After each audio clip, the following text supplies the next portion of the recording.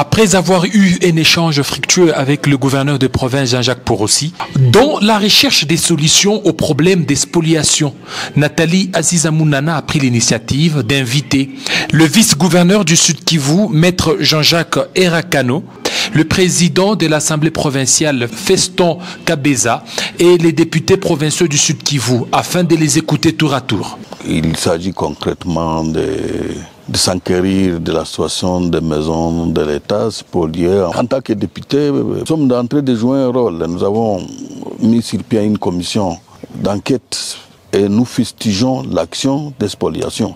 Nous pensons que l'État devrait récupérer ces maisons, mais il y a aussi un aspect humanitaire. À l'issue de leurs échanges, un rapport détaillé a été remis à Nathalie Azizamounana qui promet de suivre les dossiers cas par cas. Ça fait 3 jours déjà que je suis là. Il était question que je puisse écouter les autorités établies, donc les élus du peuple qui sont les députés provinciaux.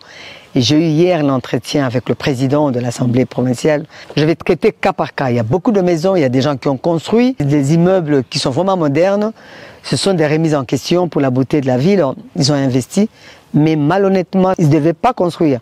Il était de mon devoir d'écouter aussi cette commission qui a été saisie pour leur enquête.